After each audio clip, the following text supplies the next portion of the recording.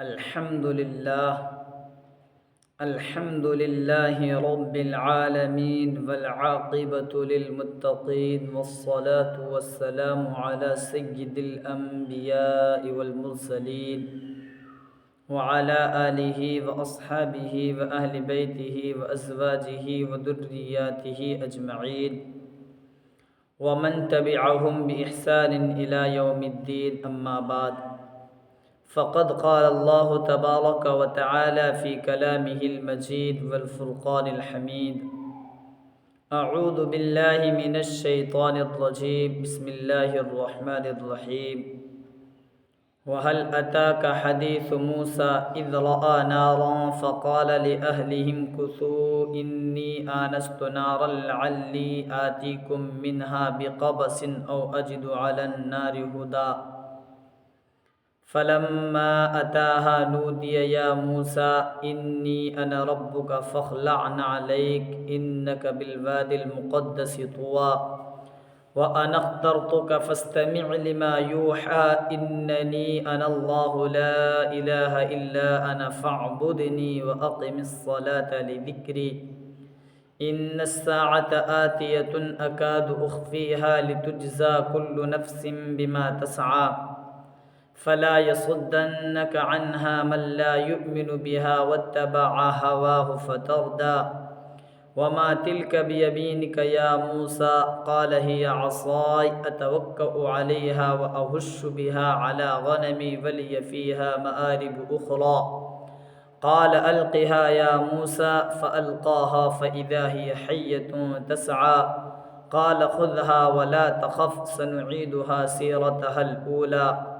واضمم يدك إلى جناحك تخرج بيضاء من غير سوء آية أخرى لنريك من آياتنا الكبرى اذهب إلى فرعون إنه طغى صدق الله العلي العظيم وبلغنا رسوله النبي الأمي الكريم ونحن على ذلك لمن الشاهدين والشاكرين والحمد لله رب العالمين اللهم صل على محمد وعلى آل محمد كما صليت على إبراهيم وعلى آل إبراهيم إنك حميد مجيد اللهم بارك على محمد وعلى آل محمد كما باركت على إبراهيم وعلى آل إبراهيم إنك حميد مجيد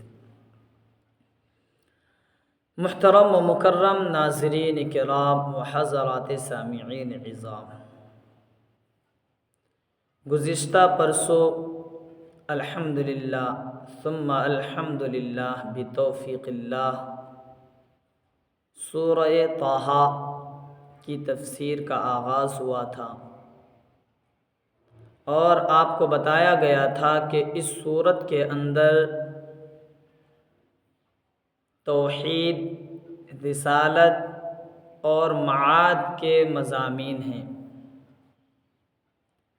اور قرآن کریم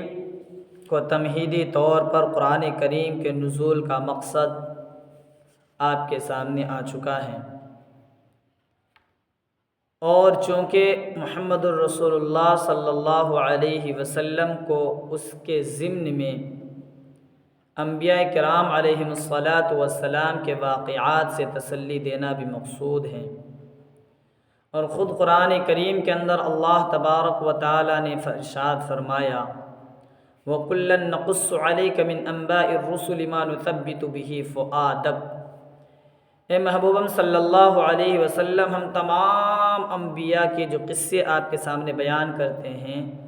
اس کی وجہ یہ ہوتی ہے کہ ہم اس قصے کے ذریعے آپ کے دل کو مضبوط کرنا چاہتے ہیں، آپ کے دل کو جمانا چاہتے ہیں، آپ کو تسلی وغیرہ مل جائے۔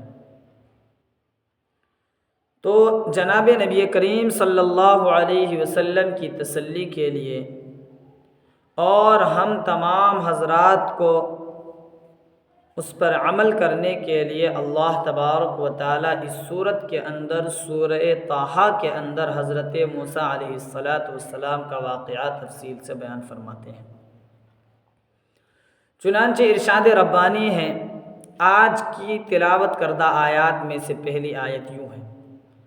وَهَلْ أَتَاكَ حَدِيثُ مُوسَىٰ إِذْ رَأَىٰ نَارًا فَقَالَ لِأَهْلِهِ امْكُثُوا إِنِّي آنَسْتُ نَارًا لَعَلِّي آتِيكُم مِّنْهَا بِقَبَسٍ أَوْ أَجِدُ عَلَى النَّارِ هُدًى۔ کہ اے محبوبم صلی اللہ علیہ وسلم، کیا آپ کے پاس موسیٰ علیہ السلام کا واقعہ پہنچ گیا؟ یہ دراصل توجہ دلانے کے لیے ہے، متوجہ کرنے کے لیے ہے، ورنہ جناب نبی کریم صلی اللہ علیہ وسلم کے پاس تو یہ واقعہ پہنچ ہی گیا تھا۔ اور واقعہ وہ کیا تھا؟ اذ رآ نارا فقال لأہلہ امکثوا، جس وقت کے آگ کو دیکھا حضرت موسیٰ علیہ السلام نے، تو کہا اپنے گھر والوں سے، اپنے لوگوں سے، تم یہیں ٹھہرو، میں نے ایک آگ دیکھی ہے، شاید میں وہاں جاؤں اور وہاں سے آپ کے لیے ایک شعلہ لے کر کے آؤں، یا وہاں پر کوئی رہنما میں پاؤں، راستہ بتانے والا۔ آپ کو معلوم ہوگا حضرت یعقوب علیہ السلام کی اولاد کو اسرائیلی کہا جاتا ہے،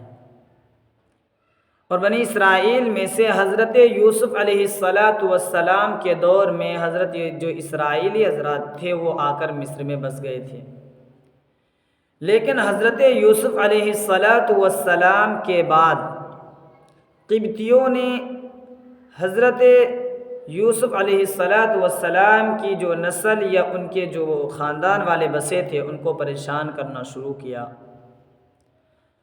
تو پھر حضرت موسیٰ علیہ السلام بھی پیدا ہوئے۔ تو حضرت موسیٰ علیہ السلام مصر سے نکل کر مدین کی طرف جا لگے تھے، اور کنویں ولما ورد ماء مدین وجد علیہ امۃ من الناس یسقون کہہ کر اللہ تبارک و تعالی نے بہت تفصیل سے اس واقعے کو ذکر کیا ہے۔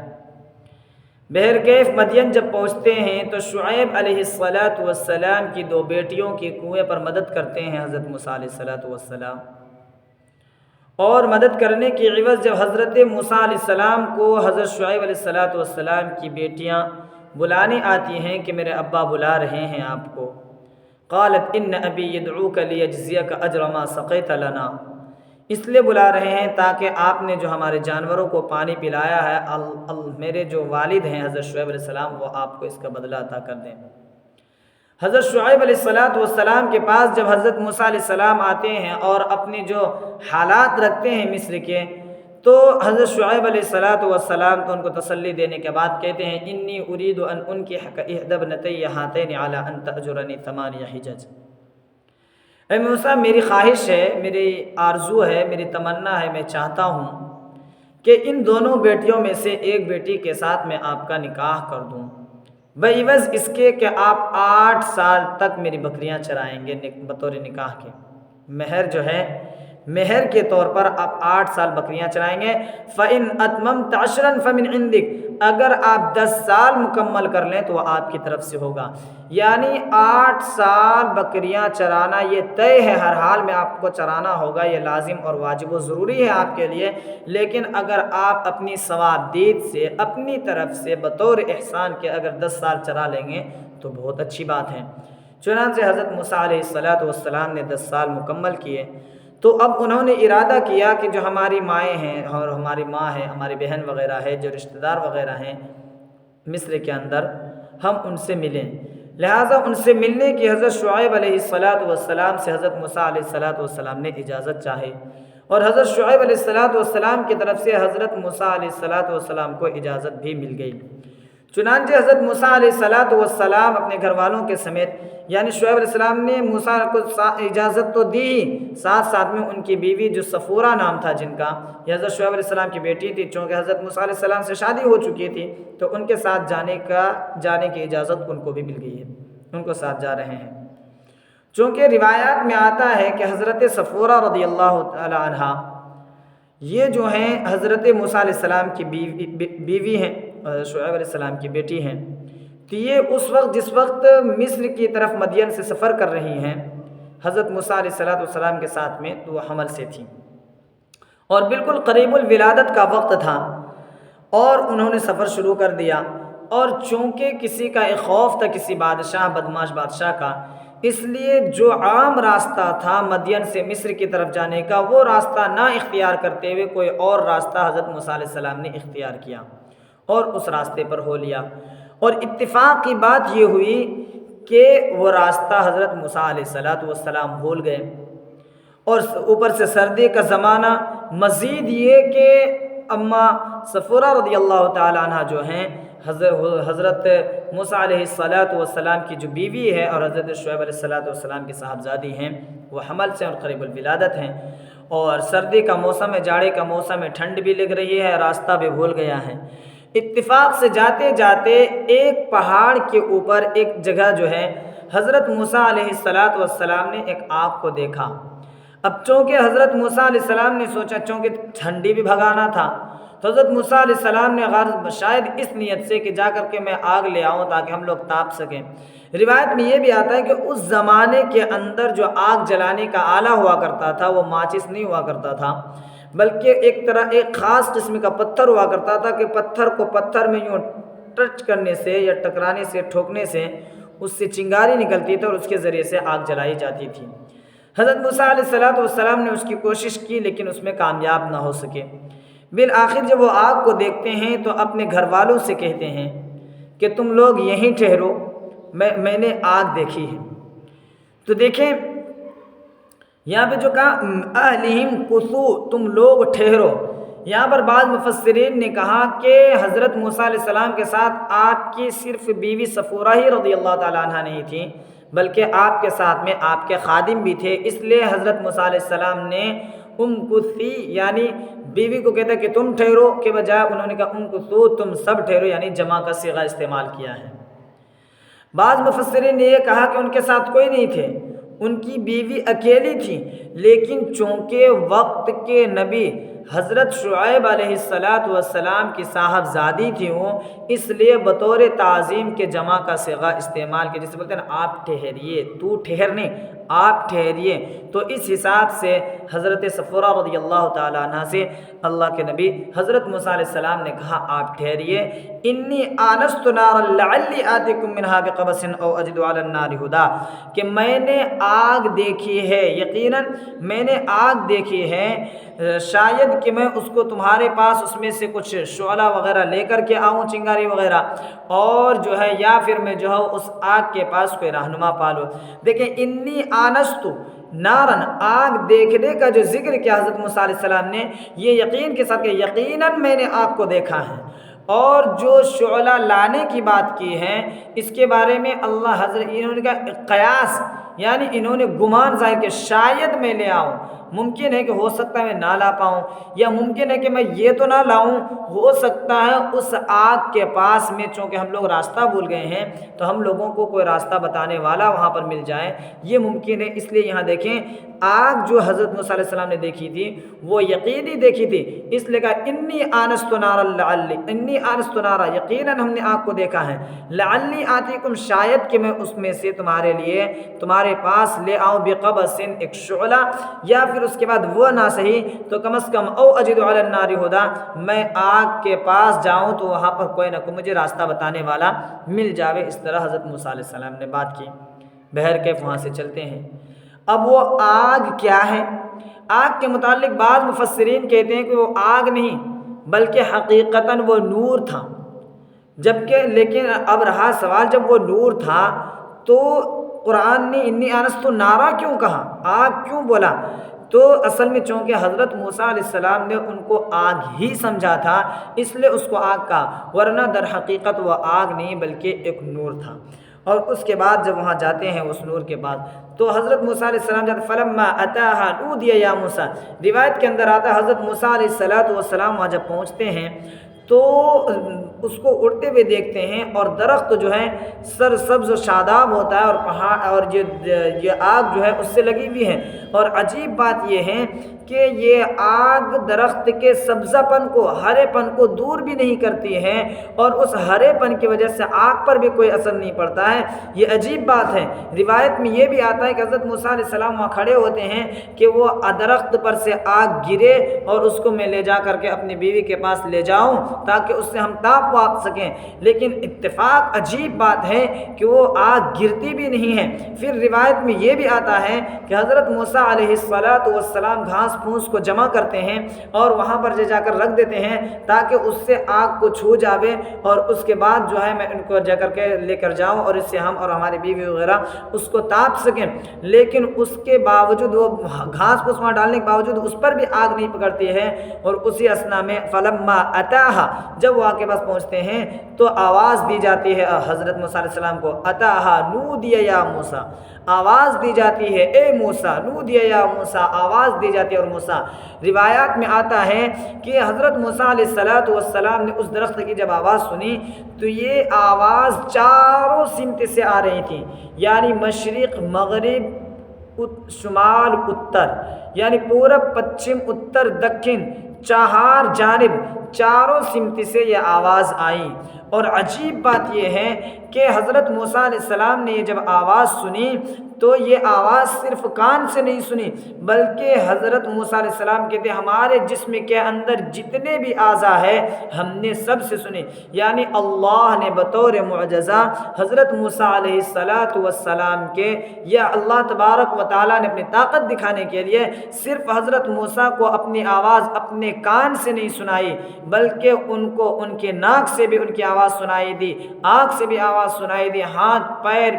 پیٹ، یعنی جسم کے ہر اعضاء سے غرض کے آواز سنائی دی، اور وہ آواز یہ تھی انی انا ربک، میں تیرا پروردگار ہوں، میں تیرا پروردگار ہوں۔ حضرت موسیٰ علیہ السلام کے دل میں شیطانی خیال وسوسہ بھی آیا کہ شاید یہ اللہ نہیں ہے بلکہ کوئی اور ہے، لیکن جب حضرت موسیٰ علیہ السلام نے دیکھا کہ یہ آواز تو چاروں سمت سے آ رہی ہے، اور یہ آواز سن صرف میرے کان نہیں بلکہ میرے جسم کے ہر اعضاء سن رہے ہیں، تو اس کا یہ مطلب ہے کہ یہ شیطان کا وسوسہ نہیں، یہ واقعتاً اللہ تبارک و تعالیٰ کی ذات گرامی اور ذات عالیہ و مقدسہ ہی ہے۔ جب یہ آواز آئے انی انا ربک، میں تیرا پروردگار ہوں، تو اللہ تبارک و تعالیٰ نے کہا فخلع علیک، فخلع علیک، اپنے پاپوش چپل جوتے اتار لیجئے۔ کیوں؟ انک بالواد المقدس طویٰ، اس لیے کہ آپ طویٰ نامی مقدس پاکیزہ میدان میں کھڑے ہیں۔ تو دیکھیں، یا تو اب رہا سوال کیوں اتارنے کو کہا، اس میں بہت ساری روایات آئی۔ بعض مفسرین کہتے ہیں حضرت موسیٰ علیہ السلام نے مردار کے کھال کے جوتے پہنے ہوئے تھے اور اس کو دباغت وغیرہ دے کر پاک بھی نہیں کیا گیا تھا، اسی لیے کہا گیا کہ آپ جوتے کو اتار لیجئے۔ اور بعض روایت میں آتا، بعض مفسرین نے یہ کہا اس لیے اتارنے کو کہا چونکہ یہ جو وادی ہے، طویٰ نامی وادی جو ہے، میدان ہے، یہ مقدس جگہ ہے، یہ بابرکت جگہ ہے، اس کی برکت جو ہے حضرت موسیٰ علیہ السلام کے پیر میں لگ جائے، اس لیے حضرت موسیٰ علیہ السلام کو یہ اتارنے کو کہا گیا۔ لیکن اب جمہور مفسرین جو کہتے ہیں یہ اصل میں ادب کا تقاضا ہے، احترام اور اکرام کا تقاضا ہے کہ پاکیزہ اور مقدس اور جو ہے بابرکت جگہوں کے اندر جوتے چپل پہن کر نہیں جانی چاہیے۔ اب رہی یہ بات، یہ تو اس پر ایک مسئلہ بتا دوں میں، حضور اکرم صلی اللہ علیہ وسلم اور صحابہ کرام رضوان اللہ تعالی علیہم اجمعین سے یہ ثابت ہے کہ آپ صلی اللہ علیہ وسلم اور آپ کے صحابہ رضی اللہ تعالی عنہم اجمعین نے جو ہے جوتے چپل پہن کر کے نماز ادا کی ہے، نماز پڑھنا ثابت ہے، لیکن یہ ثابت نہیں کہ وہ جوتا چپل پہن کر مسجد میں نماز پڑھی تھی یا کہیں اور پڑھی تھی۔ تو اس لیے مسجد کا تو ہم آداب کریں گے، لیکن اگر کسی کی چپل یا کسی کا جوتا پاک ہے، اس کو پورا یقین ہے کہ میرا جوتا چپل ناپاک نہیں ہے، تو اس صورت میں اگر وہ نماز پڑھنا چاہے تو پڑھ سکتا ہے، جیسے کھیت کھلیان میں نماز ہو رہی ہو یا اسی طرح سے چوک چوراہے پر نماز ہو رہی ہے تو پڑھ سکتا ہے، لیکن اگر عیدگاہ میں ہو یا اسی طرح سے قبرستان میں کوئی جگہ صاف بنایا ہو یا جو کوئی جگہ مقرر کی ہو قبرستان سے متصل ہے، قبرستان کے اندر یہ جنازے کی نماز کے لیے، یا اسی طرح سے مسجد وغیرہ کی جگہ ہو، تو ایسی جگہوں میں نماز جو ہے، نماز تو درکنار، ایسی جگہوں میں تو چپل پہن کر بھی داخل نہیں ہونی چاہیے۔ اس کی عزت اور اس کی عظمت کا اور اس کی حرمت کا خیال کرنا چاہیے۔ بہرکیف حضرت موسیٰ علیہ السلام کو اللہ نے آواز دی، انی انا ربک، میں تیرا پروردگار ہوں، فاخلع نعلیک، سو تو اپنے جوتے اتار دے، انک بالوادی المقدس طویٰ، اس لیے کہ تو طویٰ نامی ایک پاکیزہ میدان میں کھڑا ہے، پاکیزہ میدان میں ہے۔ وَأَنَا اخْتَرْتُكَ فَاسْتَمِعْ لِمَا يُوحَىٰ، اور اللہ تبارک و تعالیٰ نے یہ بھی کہا میں نے تجھ کو چن لیا ہے، سو تو وہ سن جو وحی کی جا رہی، یعنی جو بات اللہ تبارک و تعالیٰ حضرت موسیٰ علیہ السلام سے کرنے جا رہے ہیں، وحی کرنے جا رہے ہیں، اس بات کو حضرت موسیٰ علیہ السلام کو سننے کا حکم دیا۔ اننی انا اللہ، اب وہ وحی کیا کی جا رہی ہے؟ سب سے پہلے اننی انا اللہ، یقیناً میں اللہ ہوں، یہ اللہ کی الوہیت، لا الہ الا انا، میرے سوا کوئی معبود نہیں، یہ اللہ کی عبودیت، یعنی اللہ ہی کی بندگی بھی کرنی ہے اور اللہ ہی کی عبادت بھی کرنی ہے۔ انا اللہ، یہ اللہ کی الوہیت کی وحی ہے، اور لا الہ الا انا، یہ بھی انی انا اللہ لا الہ الا انا، یقیناً میں ہی اللہ ہوں، میرے سوا کوئی معبود نہیں، یہ اللہ کی الوہیت، فاعبدنی، اور میری ہی بندگی کرو، میری ہی عبادت کرو اور میری ہی پوجا و پرستش کرو، یہ اللہ کی عبودیت ہے، یہ اللہ کی بندگی ہے، اور اننی لا الہ الا انا، یہ اللہ کی الوہیت ہے۔ پھر اس کے بعد دیکھو فاعبدنی واقم الصلاۃ لذکری، جب فاعبدنی کہہ دیا تو نماز بھی اس کے اندر داخل، زکوٰۃ، حج وغیرہ بھی اس کے اندر داخل، لیکن الگ سے نماز کی اہمیت کو اجاگر کرنے کے لیے، نماز کی عظمت کو ظاہر کرنے کے لیے اللہ تبارک و تعالیٰ نے نماز کا حکم الگ سے دیا۔ اس سے پتہ چلتا ہے کہ تمام انبیاء کرام علیہم السلام میں نماز کا جو کنسیپٹ تھا وہ موجود تھا، یعنی نماز نام کی چیز صرف جناب محمد رسول اللہ صلی اللہ علیہ وسلم کی ہی شریعت میں نہیں، بلکہ ان سے پہلے جو انبیاء گزرے ہیں ان میں بھی تھا۔ خود جناب نبی کریم صلی اللہ علیہ وسلم کو جس نبی حضرت ابراہیم علیہ السلام کی اتباع کرنے کا حکم ملا، اتبع ملت ابراہیم حنیفہ، جس کے مذہب اور جس کی ملت کی پیروی کرنے کا حضرت محمد الرسول اللہ صلی اللہ علیہ وسلم کا حکم ملا، وہ بھی نماز کے متعلق کہا کرتے تھے، وہ تو دعا کرتے رب اجعلنی مقیم الصلاۃ ومن ذریتی، رب اجعلنی مقیم الصلاۃ ومن ذریتی، اے اللہ مجھے اور میری اولاد کو نماز کو قائم کرنے والا بنا دے، اے اللہ مجھے اور میری اولاد کو نماز کا قائم کرنے والا بنا دے۔ تو دیکھیں نماز کا کنسیپٹ اور نماز جی چیز ہیں، یہ صرف محمد رسول اللہ کے شریعت میں نہیں بلکہ محمد رسول اللہ صلی اللہ علیہ وسلم سے پہلے جو انبیاء گزرے ہیں ان کی شریعت میں بھی نماز کا ذکر ہمیں اور آپ کو ملتا ہے۔ بہرکیف جب اتنا ہو جاتا ہے،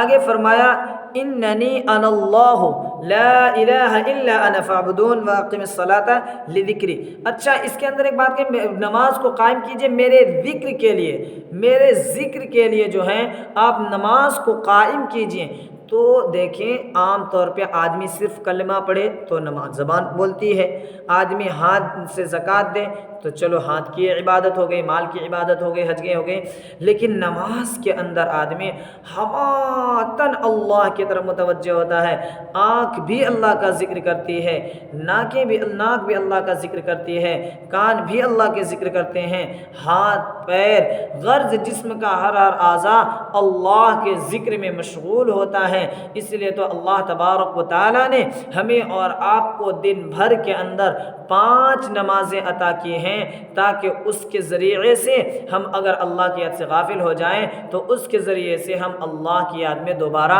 مشغول ہو سکیں۔ اور یہ نمازیں کیوں پڑھنی ہیں، اللہ کو ایک کیوں ماننا ہے، اللہ کی ہی عبادت کیوں کرنی ہے، اس کی وجہ یہ ہے ان الساعۃ آتیۃ، اس لیے کہ قیامت آنے والی ہے، اس لیے کہ قیامت آ کر رہے گی، ایک نہ ایک دن قیامت کا آنا یقینی ہے۔ یعنی ہم اللہ کو اس لیے اللہ مانتے ہیں کیونکہ قیامت آنی ہے، اور اگر ہم اللہ کو اللہ نہیں مانیں گے، قیامت کو قیامت نہیں مانیں گے، تو ہمارا جو حشر نشر ہوگا، جو ہمارا جو ٹھکانہ ہوگا وہ کہیں غلط جگہ ٹھکانہ نہ ہو جائے۔ قیامت تو آنی ہے، وہاں اچھوں کو بھی پہنچنا ہے، بروں کو بھی پہنچنا ہے، وہاں توحید کے ماننے والوں کو بھی پہنچنا ہے، وہاں الہ کے قائل کو بھی پہنچنا ہے، اور عبودیت کے قائل کو بھی پہنچنا ہے، ہر ایک کو پہنچنا ہے۔ تو ظاہر سی بات ہے پہنچنا یہ ہوگا، قیامت آنے والی ہے تو ہمیں ایک اللہ پر ایمان لانا چاہیے، ایک اللہ ہی کی عبادت کرنی چاہیے، اللہ کے علاوہ باقی تمام معبودان باطلہ کی عبادت سے، پرستش سے اور ان کی پوجا سے اپنے آپ کو بچانا چاہیے، اپنے آپ کو محفوظ رکھنا چاہیے، اور نماز کی پابندی کرنی چاہیے، نماز کو قائم کرنی چاہیے، کیونکہ قیامت کے دن جو پوچھ ہوگی میدان حشر میں، سب سے پہلے تو نماز کے ہی بارے میں پوچھ ہوگی، اور اگر ہم نماز قائم نہیں رکھیں گے تو وہیں پھنس جائیں گے، اور قیامت آنی طے ہے، اس لیے ہم کو اور آپ کو نماز کو قائم رکھنی چاہیے۔ ان الساعۃ، یقیناً قیامت آنے والی ہے۔ اب سوال یہ اٹھتا ہے جب قیامت آنے والی ہے تو قیامت کب آئے گی؟ تو اللہ کہتے ہیں اکاد اخفیہا، میں بعض مفسرین نے یہاں پر اکادو کو بولا ہے یہ بمانہ اریدو ہے، اکادو بمانہ اریدو اخفیہا، اور یہ بات لکھی ہے علامہ قاضی ثناء اللہ پانی پتی نور اللہ مرقدہ نے اپنی کتاب التفسیر المظہری کے اندر لکھا ہے، اکاد اخفیہا بمانہ ارید اخفیہا، میں چاہتا ہوں کہ قیامت کو چھپائے رکھوں۔ قیامت کی دو قسمیں مفسرین نے بیان کی ہیں، ایک ہے قیامت صغریٰ اور ایک ہے قیامت کبریٰ۔ ہر آدمی کی موت، جب آدمی ذاتی طور پہ مرتا ہے تو اس شخص کے لیے ہر آدمی کی قیامت، موت اس کی قیامت ہے،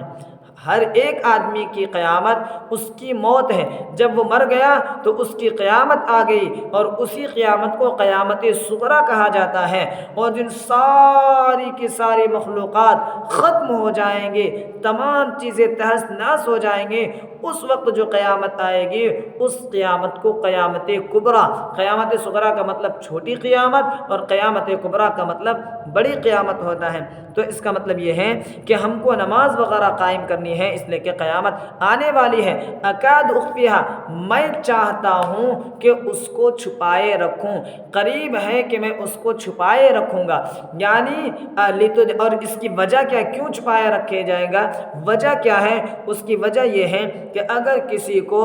موت کی تاریخ معلوم ہو جائے، اگر کسی کو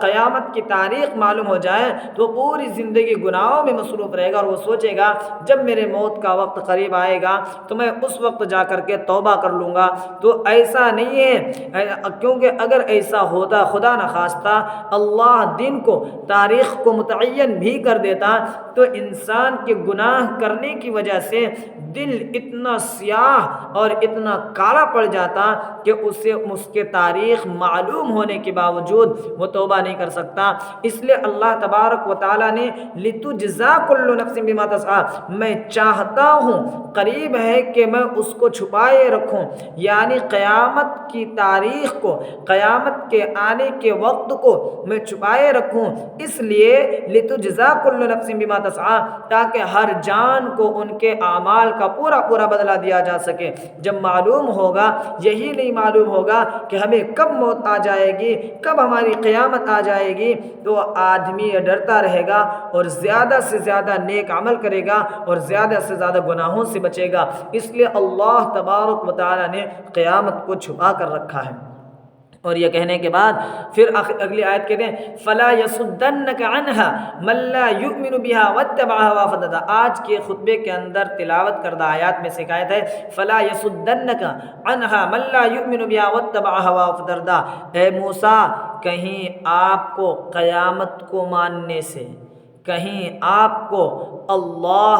اللہ ماننے سے، کہیں آپ کو خالص اللہ کی عبادت کرنے سے، کہیں آپ کو نماز کو قائم کرنے سے وہ لوگ روک نہ دے جو قیامت پر ایمان نہیں لاتے ہیں، وہ لوگ روک نہ دیں جو اللہ پر ایمان نہیں لاتے ہیں، وہ لوگ آپ کو روک نہ دیں جو صرف اور صرف اللہ کی عبادت کے قائل ہیں، وہ قائل نہیں ہے بلکہ کسی اور کی بھی اللہ کے ساتھ ساتھ کسی اور کی بھی عبادت کے قائل ہیں، وہ لوگ کہیں آپ کو اللہ کی عبادت سے روک نہ دیں۔ اور ساتھ ساتھ واتبع ہوا، اور جو لوگ اللہ پر یہ تو یہ آپ سمجھتے ہیں کہ واقعتاً اللہ ایک ہے، یہ بھی جانتے ہیں واقعتاً ایک دن موت کا آنا یقینی ہے، یہ بھی جانتے ہیں کہ واقعتاً کل قیامت بھی آنی ہے، یہ بھی جانتے ہیں کہ قیامت کے آنے کے بعد سب سے پہلی پوچھ جو ہوگی وہ نماز کے متعلق ہوگی، لیکن واتبع ہواہ، اس کے باوجود وہ دنیا کے پیچھے پڑے ہوئے ہیں،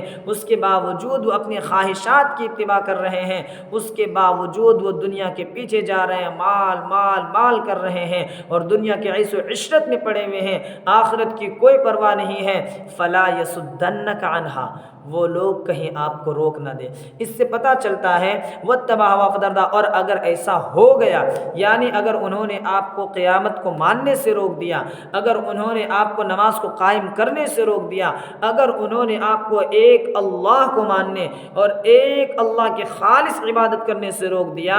تو پھر فتردہ، تب تو آپ تباہ و برباد ہو جائیں گے۔ مفسرین یہاں لکھتے ہیں یہاں اگرچہ خطاب حضرت موسیٰ علیہ السلام کو ہو، ایسا ہو نہیں سکتا کہ حضرت کوئی وقت کا نبی ہو اور کبھی وہ غیر ایمان والے کے، غیر مؤمن اور غیر مسلم اور دنیا پرست کے اور شیطان کے وسوسہ ڈالنے کی وجہ سے، وہ ان کے بہکانے کی وجہ سے ان کے بہکاوے میں آج نہیں ہو سکتا ہے۔ یہ در حقیقت حضرت موسیٰ کو خطاب کر کے حضرت موسیٰ کی امت کو یہ حکم دیا جا رہا ہے، ہمیں اور آپ کو سمجھایا جا رہا ہے کہ حضرت جو وقت کے نبی ہیں، جو وقت کے پیغمبر ہیں، وقت کے رسول ہیں، اس کو بھی منع کیا جا رہا ہے کہ مت کرو۔ اسی لیے تو شاید شیخ سعدی رحمۃ اللہ علیہ فرمایا کرتے ہیں صحبت صالح ترا صالح کند، صحبت طالح ترا طالح کند، کہ اچھوں کی صحبت تجھ کو اچھا بنائے گی اور بروں کی صحبت تجھ کو برا بنائے گی۔ تو لہٰذا ہمیں اور آپ کو اچھوں کی صحبت میں رہنی چاہیے، ہمیں اور آپ کو اچھے لوگوں کی صحبت اختیار کرنی چاہیے۔ ہم ان کی صحبت میں رہیں گے جو ایک اللہ کے قائل ہیں، ہم ان کی صحبت میں رہیں گے جو صرف اور صرف خالص اللہ کی عبادت کی بندگی، اللہ کی عبادت کرتے ہیں، صرف اور صرف خدا کی ہی بندگی کرتے ہیں، اس کے علاوہ تمام معبودان باطلہ کی بندگی کی جو ہے بندگی کا وہ انکار کرتے ہیں۔ ہم ان کی صحبت میں رہیں گے جو قیامت کے قائل ہیں، ہم ان کی صحبت میں رہیں گے جو نماز کو قائم کرنے والے ہیں، جو لوگ ان چیزوں سے کورے ہیں، جو لوگ ان سے بالکل نابلد ہیں، ہم ایسے لوگوں کے ساتھ اپنی صحبت بھی اختیار کرنے والے نہیں ہیں۔ یہاں تک تو بات یہ ہو گئی۔ اب اس کے بعد یہ تمام چیزیں جو آئی وَأَنَا اخْتَرْتُكَ فَاسْتَمِعْ لِمَا يُوحَىٰ، حضرت موسیٰ علیہ السلام کی یہ تو نبوت کی بات تھی کہ اے موسیٰ ہم نے تم کو نبوت دے دی ہے، اب نبوت چننے کے بعد اب وحی یہ کی جا رہی ہے کہ تم کو یہ ماننا ہے کہ میں اللہ ہوں، میرے سوا کوئی معبود نہیں، بندگی بھی میری ہی کرنی ہے، میری یاد سے غافل جب ہو جاؤ تو میری یاد سے غفلت سے دور کرنے کے لیے میرے لیے نماز پڑھنی ہے، کیونکہ اور قیامت کا قائل ہونا ہے۔ یہ تمام باتیں تو ٹھیک ہے، تم کو نبی مل گیا، نبوت مل گئی ہے، یہ چیزیں اب اگلی آج کی تلاوت کردہ آیات میں سے کچھ آیات وہ ہیں جس کے اندر دلیل نبوت موجود ہے۔ یہاں اللہ نے جو ابھی جو آیت کی گئی جہاں موسیٰ علیہ السلام کو نبوت دی ہے، وہیں اللہ تبارک و تعالیٰ نے نبوت کے ساتھ ساتھ دلیل نبوت بھی عطا کی ہے۔ اور دلیل نبوت کیا ہے؟ وَمَا تِلْكَ بِيَمِينِكَ يَا مُوسَىٰ قَالَ هِيَ عَصَايَ أَتَوَكَّأُ عَلَيْهَا وَأَهُشُّ بِهَا عَلَىٰ غَنَمِي وَلِيَ فِيهَا مَآرِبُ أُخْرَىٰ۔ حضرت موسیٰ علیہ السلام سے اللہ نے کہا اے موسیٰ تیرے ہاتھ میں کیا ہے؟ حالانکہ آپ جانتے ہیں ان اللہ علیم بذات الصدور، اللہ کے سینے کے راز کو بھی جاننے والا ہے، اور خود اسی آیت کے اندر اللہ نے کہا یعلم السر واخفی، اللہ چھپی ہوئی باتوں کو بلکہ اس سے بھی زیادہ جو دل میں ابھی آیا اور ایک اور تفسیر کے مطابق جو ابھی تک دل میں آیا بھی نہیں ہے، جو شے دل میں آنے والا ہے آگے چل کر اللہ اس کو بھی جان رہا ہے۔ تو ظاہر سی بات ہے، یقینی بات ہے کہ حضرت موسیٰ علیہ السلام کے ہاتھ میں کیا ہے اس کا بخوبی اللہ کو علم ہے، لیکن اس کے باوجود حضرت موسیٰ علیہ السلام کو مخاطب کر کے کہتے ہیں اے موسیٰ یہ تیرے ہاتھ میں کیا ہے؟ تل کا یہ بعید، اس میں اشارہ بعید، تل کا معنی وہ ہوتا ہے، لیکن کسی چیز کی عظمت کو ظاہر کرنے کے لیے، کسی چیز کے احترام کو ملحوظ خاطر رکھنے کے لیے، یا کسی چیز کے مقام اور رتبے، حیثیت اور ویلیو کو بتانے کے لیے کبھی کبھی اس کے لیے اس میں اشارہ قریب ہوتے ہوئے اس میں اشارہ بعید کا لفظ استعمال کیا جاتا ہے، جیسے ذالک الکتاب، یہ وہ کتاب، حالانکہ ذالک وہ آتا ہے عربی قاعدے کے حساب سے۔ اور یہاں بھی تل کا، حضرت موسیٰ علیہ السلام کے پاس تو یہی بولنا چاہیے ہذہ، یہ کیا ہے، لیکن اللہ نے کہا وما تلک بیمینک یا موسیٰ، اس کی عظمت کو بڑھانے کے لیے، اس کی حیثیت اور ویلیو اور اس کی حرمت کو بتانے کے لیے اللہ نے کہا وما تلک بیمینک یا موسیٰ۔ اور یہ جو سوال کرنے کی وجہ ہے، چونکہ اللہ کو معلوم ہے، وجہ یہ تھی کہ حضرت موسیٰ علیہ السلام کو اللہ تبارک و تعالی متوجہ کرنا چاہ رہے ہیں کہ دیکھو تمہارے ہاتھ میں کیا ہے، کیونکہ یہ آگے چل کر جب لاٹھی بن جائے گی اور حضرت موسیٰ کو معلوم نہیں ہوتا، اچھے سے متوجہ نہیں ہوتے کہ یہ وہی لاٹھی ہے جس لاٹھی سے جو لاٹھی تھی میرے پاس، تو یہ سوچ سکتے تھے کہ ہو سکتا ہے کہ میں وہاں سے لے کر ہی سانپ کو چلا تھا اور مجھے پتہ ہی نہیں چلا تھا کہ میں سانپ کو لے کر چل رہا ہوں۔ اس لیے اللہ تبارک و تعالیٰ نے حضرت موسیٰ علیہ السلام سے پوچھا، اے موسیٰ یہ تیرے ہاتھ میں کیا ہے؟ اب حضرت موسیٰ علیہ السلام کہتے ہیں قال ہی عصای اتوکأ علیہا واہش بہا علی غنمی ولی فیہا مآرب اخری۔ حضرت موسیٰ علیہ السلام نے کہا یہ میری لاٹھی ہے، میں اس پر ٹیک لگاتا ہوں، میں اس پر سہارا لیتا ہوں اور اس لاٹھی کے ذریعے سے اپنی بکریوں پر، یعنی اپنی بکریوں کے واسطے پتے جھاڑتا ہوں درخت کے، وَلِيَ فِيهَا مَآرِبُ أُخْرَى، اور میرے لیے اس لاٹھی کے اندر اور بھی بہت سارے فوائد کی چیزیں ہیں، کام کی چیزیں ہیں۔ اب دیکھیں حضرت موسیٰ علیہ السلام سے اللہ نے یہ پوچھا تیرے ہاتھ میں کیا ہے، تو اس کا معقول جواب یہ بنتا ہے قال ہی عصای، یہ میری لاٹھی ہے۔ اب آگے جو کہا میں اس پر ٹیک لگاتا ہوں، میں اس کے ذریعے سے درخت کے پتے جھاڑتا ہوں اپنی بکریوں کے واسطے، یا اسی طرح سے جو ہے ہم اس کے علاوہ اور بہت سارے کام، اتنا لمبا چوڑا جواب دینے کا کیا مطلب؟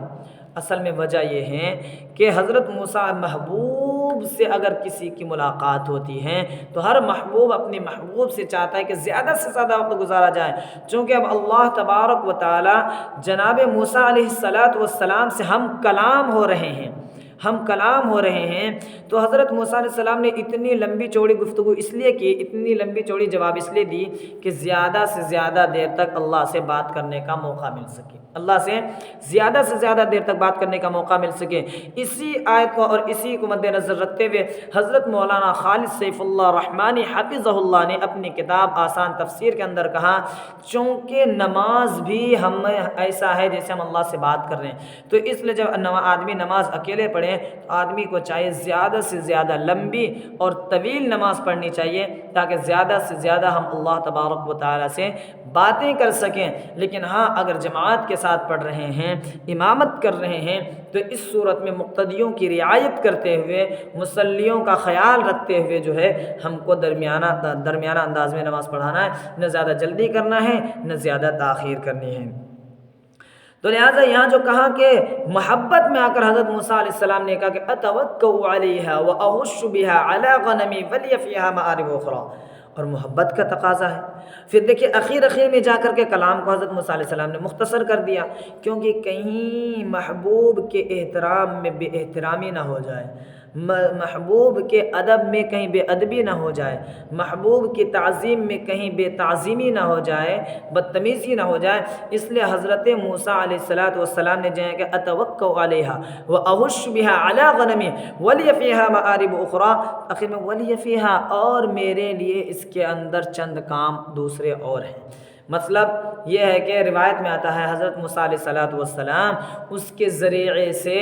سانپ بچھو مارنے کام آیا، موذی جانور کو مار دیا، یا پھر اسی طرح سے یہ ہوتا کہ زیادہ راہ جو توشہ ہوتا تھا سفر وغیرہ کا اسی میں لٹکا کر چلتے تھے، کپڑے وغیرہ جو بھی راستے کا سامان وغیرہ ہو، یہ تمام کے تمام چیزیں جو ہے حضرت موسیٰ علیہ السلام اس میں لٹکا کر چلتے تھے۔ تو دیکھیں اس کو تفصیل سے بیان نہیں کیا تاکہ محبوب کی بے احترامی نہ ہو جائے، اور بات یہ کرے تو محبوب کے شوق میں کہ ہم کو زیادہ سے زیادہ بات کرنے کا موقع مل سکے اپنے محبوب سے، اس لیے بڑھا چڑھا کر جواب دیا۔ اس سے حضرت مولانا خالد سیف اللہ رحمانی حفظہ اللہ کہتے ہیں، اور اسی طرح دیگر مفسرین بھی کہتے ہیں کہ بھائی اگر اس طرح آیا اس آیت سے پتہ چلتا ہے کہ اگر جواب کچھ سوال کچھ کیا گیا ہے تو محبت میں آدمی زیادہ سے زیادہ جواب دے سکتا ہے، اگرچہ اس سے بڑھ کر دینا مناسب نہیں ہے۔ آگے آیا پھر اس کے بعد جب یہ بات کہی کہ یہ حضرت موسیٰ علیہ السلام کے لیے یہ دوسری چیزیں ہیں، یہاں پر ایک بات میں اور کہنا چاہوں گا جب حضرت موسیٰ علیہ السلام کے معجزے سے ظاہر کرنے سے پہلے، کہ دیکھیں یہ جو اللہ تبارک و تعالیٰ سے حضرت موسیٰ علیہ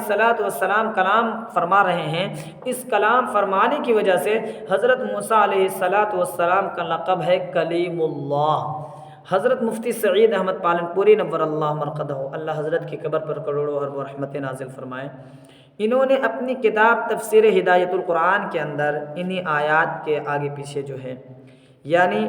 وَمَن لَّا يُؤْمِنُ بِهَا وَاتَّبَعَ هَوَاهُ فَتَرْدَىٰ وَهَلْ أَتَاكَ حَدِيثُ موسیٰ کی جو تفسیر لکھی انہوں نے، پھر اس کے بعد جو ان کے ڈیٹیلز اور ان کی وضاحت اور تشریح میں گئے ہیں، تو وہاں پر ایک سوال اور جواب قائم کیا ہے کہ دیکھو بات میں اس کو اپنی زبان میں پرو رہا ہوں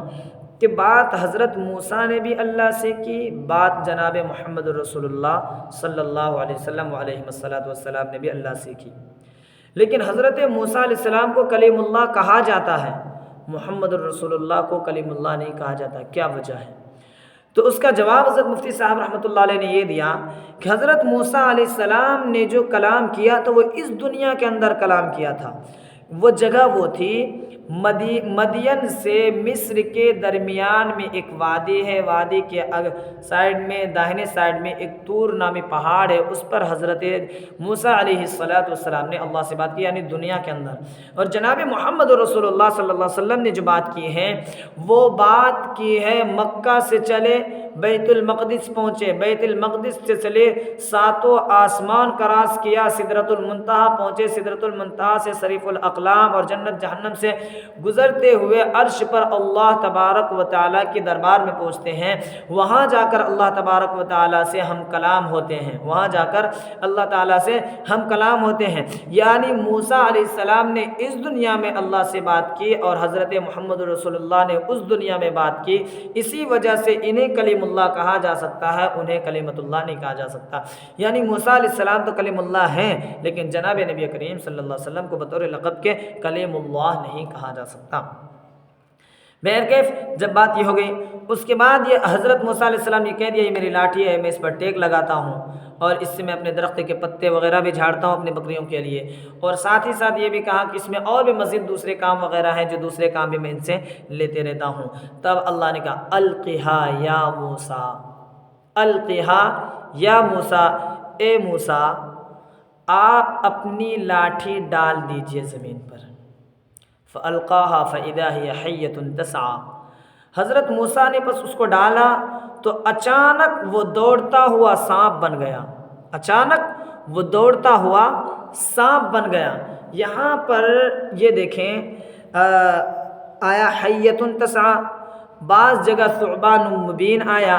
اور بعض یہ حیۃ تسعیٰ اور بعض جگہ کأنہا جان، تو یہاں پر بعض مفسرین کو مغالطہ اور اعتراض کہ یہ کیسے ہو سکتا ہے، ایک ہی چیز کو کبھی قرآن ثعبان مبین کے ثعبان کہہ رہا ہے اور کبھی جان کہہ رہا ہے اور کبھی حیہ کہہ رہا ہے، تو لغت کے اندر ثعبان کہتے ہیں سب سے بڑے سانپ یعنی اژدہا کو، اور جان کہتے ہیں پتلے دبلے سانپ کو، اور حیہ کہتے ہیں ہر چھوٹے بڑے سانپ کو حیہ کہا جاتا ہے، چاہے سانپ چھوٹا ہو بڑا کسی بھی طرح ہو، مطلق سانپ کو حیہ کہتے ہیں، ثعبان کہتے ہیں اژدہا کو، اور جان کہتے ہیں پتلے دبلے سانپ کو۔ تو دیکھیں یہاں تو آیا حیۃ تسعیٰ اور بعض جگہ جان کا لفظ آیا اور بعض جگہ ثعبان کا لفظ آیا، یہ کیسی چیز ہیں؟ تو مفسرین نے اس کو موافقت اور تطبیق اس طرح سے دی ہے کہ پہلے جو ہے نا وہ شروع میں جب سانپ بنا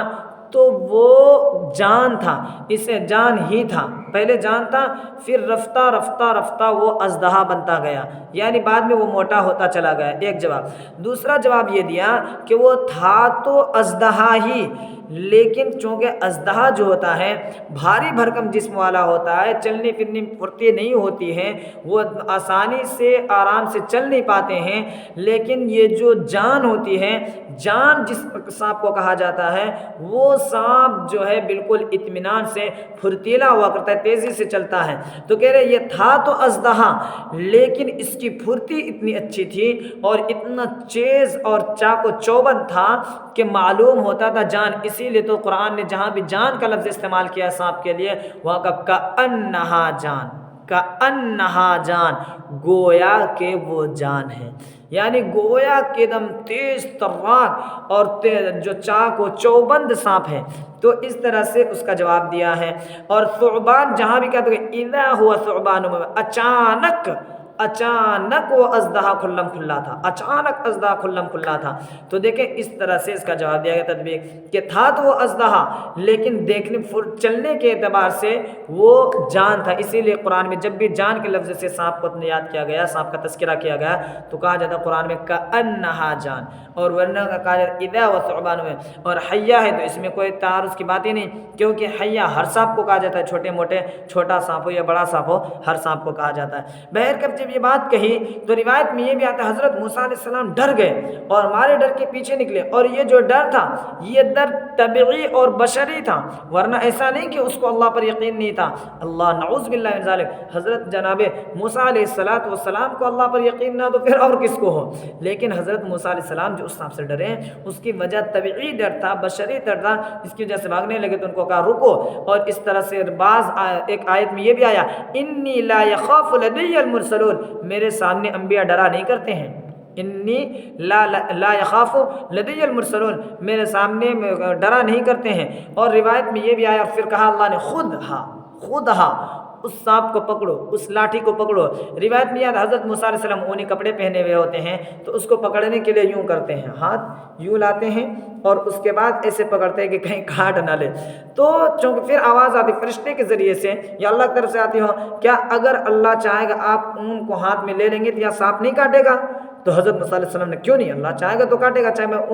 اونی کپڑے کو ڈال لو ہاتھ پہ یا کچھ بھی ڈال لو، ہر اعتبار سے مجھے کاٹ سکتا ہے جب کاٹنا چاہے گا.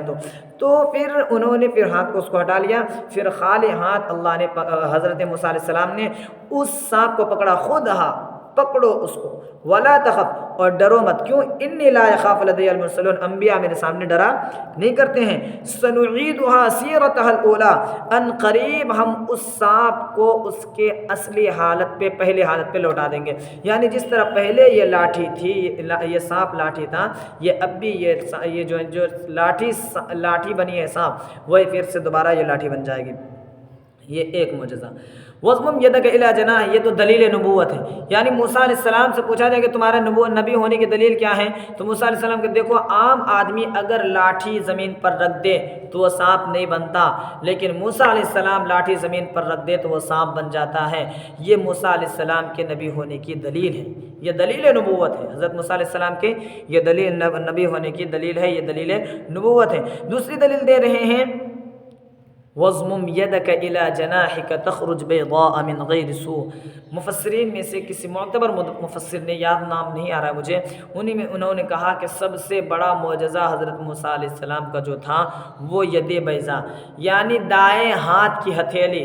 بائیں بغل میں ڈالتے اور جب نکالتے تو حضرت موسیٰ علیہ السلام کا ہاتھ ایسا چمکتا جیسا کہ سورج اور چاند چمکا کرتا ہے، سورج اور چاند. اور عجیب بات یہ حضرت موسیٰ نے کہا اپنے ہاتھ کو اپنے بغل میں ڈال اور جب ڈالو گے تو وہ نکلے گا سفید روشن ہو کر، من غیر سوء، بغیر بیماری کے. یعنی ہاتھ سفید پڑ جاتا ہے، چمک اٹھ جاتا ہے برس یعنی کوڑ وغیرہ کی بیماری کی وجہ سے. حضرت موسیٰ تمہارا جو ہاتھ چمکے گا وہ اس کی وجہ سے نہیں چمکے گا کہ مطلب کوڑ ہے یا مرض ہے یا کوئی بیماری ہے، بلکہ تمہارا جو ہاتھ چمکنے والا ہے وہ اس وجہ سے چمکے گا کہ